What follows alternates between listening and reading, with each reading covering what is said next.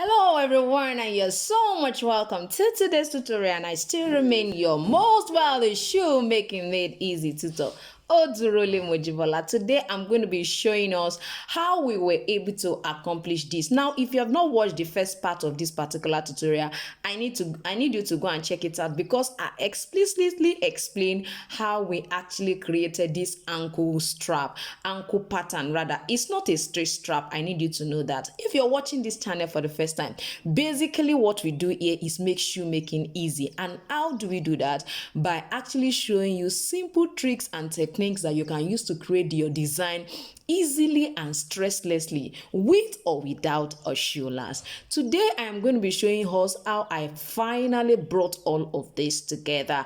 Okay, now I have already showed you how to cut it. So how did I go about the buckle, the strap, and all of that? I'm sure you want to see that. Before you go, make sure you subscribe to my channel. Please subscribe to my channel, press the notification bell, so that each time I upload a video, you will be notified. Who will not love this on your feet? Which customer will not actually love this? So I need you to sit back, and I'm gonna be right back. Alright, so feel free to use the paper grid method if you don't want to follow the one I actually showed us in my previous video. Now, the reason why I'm trying to show us this is that I want you to know that you can actually achieve this in so many dimensions. I think I've explained in detail every process right here. So now that you have already trimmed it out, all you need to do is make sure that you label them. The part that is the back, label it so that you know where your buckle is going to be inserted into. Don't forget, where you divided it is where your buckle will be inserted. Extend the other side. Extend the other side by the time you are placing on the cardboard. Don't forget to extend it. Don't forget the extension to enter the buckle is not available in our drawing, in our drafting. So please do that before you go ahead. Ensure you extend it. So from what you have seen me quickly explain in that short paper grid method, I'm sure now you understand why we are going to be having a fold here, because definitely our buckle is going to be suspended right here. So all I did was, as you can see, I already have my fold there. All I did was just try to extend it a little bit more. So I always want it to be about 1 inch, which is about 2.5 centimeters when I'm folding my buckle. Now, what do? Go ahead and place your pattern on top of your leather. I mean the leather you're using as your upper. Place it on it and cut it and outline it.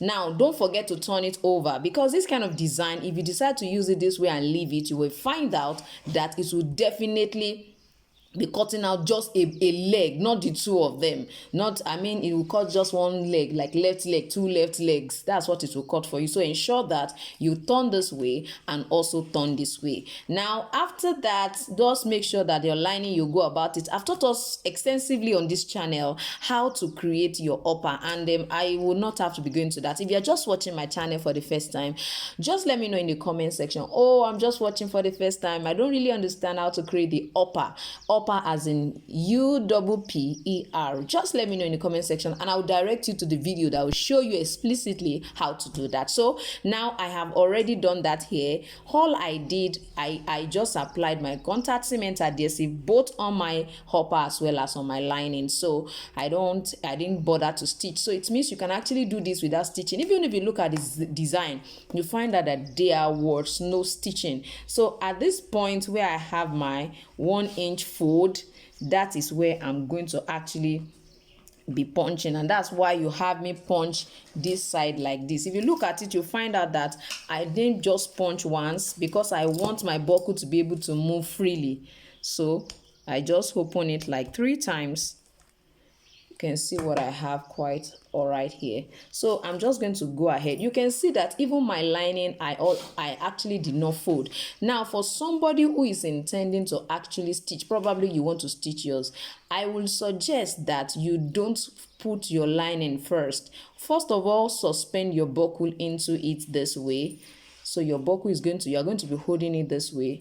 Let it come from under, and then also go through this side. Don't forget, we are creating a summer sandal for ladies. So you are just going to position it this way.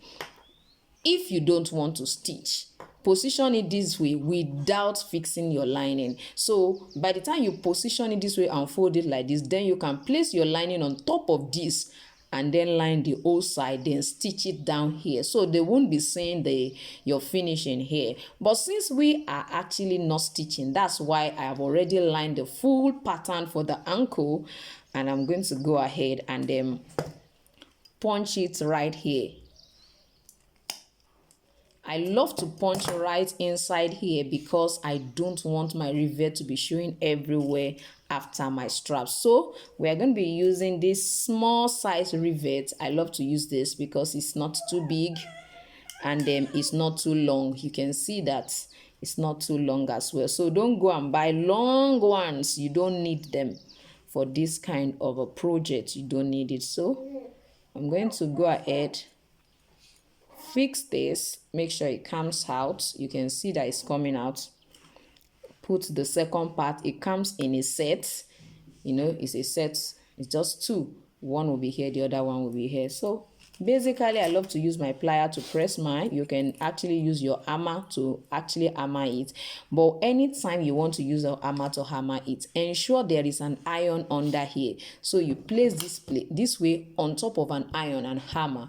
If you hammer it on top of a plank, you find out that it does not make this side to actually, you know, fix properly well. So that is another thing you need to pay attention to. So for this, we already have what we need, and then our buckle iron can swing properly. You must ensure it swing properly. So that's what we have there. Now for the front, you know, the front also has a buckle. I cut out my strap. My strap is actually about 1.5 centimeter. I use 1.5 centimeter, and then as usual, I love to fold at 1 inch like I told you. So I'm also going to suspend the buckle the same way I suspended the other one, and I'm going to use the rivet right to hold it down there as well. So now I have already fixed that. I have this one to actually be for this particular side of, as in it's for the left leg. I love my strap to always go this way. I don't like having my strap, you know, the other way around. When you have buckle then strap going in, I don't like mine like that. So, and even the design is not actually like that. So I'm going to be positioning it here. You can see what I have. Now the next thing I want us to also look at is our side, the side. Don't forget that we have a strap by the side. Now the length that I actually use for this particular one is let me quickly show us what it is. This is about 14 centimeter. It's also 1.5 centimeter wide. So each of them is 14 centimeter. I mean the one for this side and this side. So I just use a straight one, which is actually 14 and 14. So how do I go about that? Position it this way. I'm going to do this. Then use my rivet to hold it down as usual. So let me quickly show us for this particular side.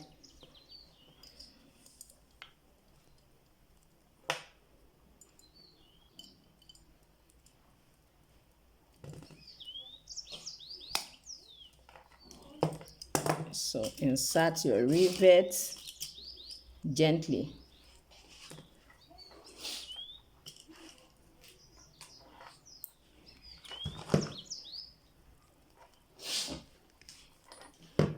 So do the same thing for the buckle side. Ensure that you do that before you allow your buckle to actually pass. It's important because it may be difficult for your buckle to pass through. Like my buckle is a big one, so it's better for me to ensure that this is already passing through it. Sorry, it's meant to be this.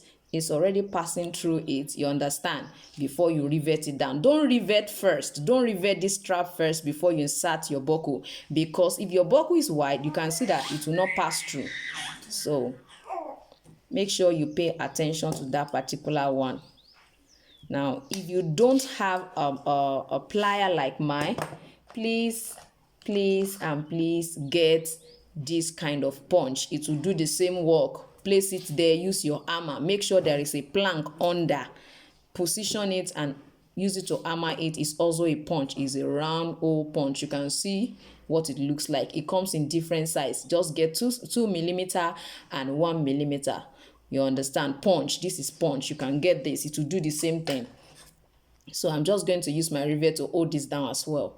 So from what I have here, you can see that you can just decide to ensure that you punch wherever is comfortable for your buckle to be inserted into. So this goes right in down here.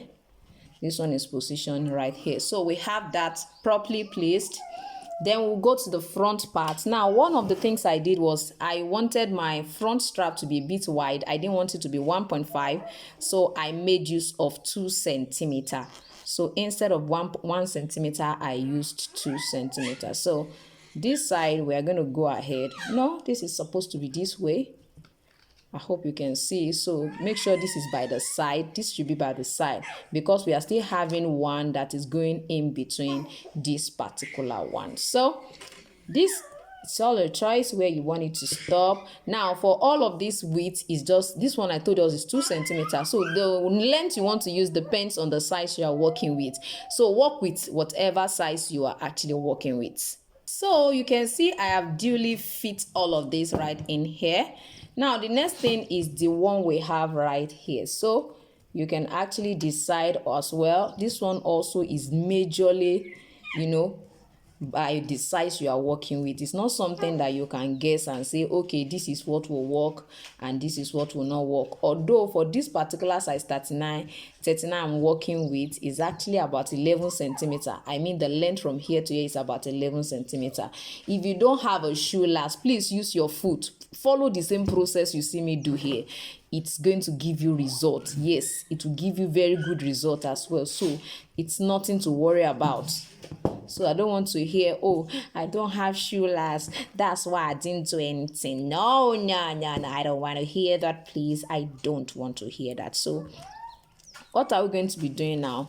We are going to try as much as possible to actually also hold this down. This time around, I'm going to be using my pear rivet to actually hold it down. I'm not going to be using this particular one to hold it. I just want it to look a bit classy, and that's why I'm using this particular rivet. I've taught us how to get all of this accessory. If you don't know, it means you're watching for the first time. So don't forget to subscribe. Don't forget to like this video. Don't forget to press the notification bell as well. And let me know in the comment section everything you hear me say and you don't have access to. Please let me know in the comment section and I will guide you on how you can get all of this. So I'm going to just go ahead, lose up this. Then go ahead and then prepare this side for what I want to do. So go ahead and punch. I don't want to remove that belt because I don't want that side to be too loose. So I'm going to just insert this at this point. It's also a rivet. I'm going to trim this properly. So allow my rivet to fix.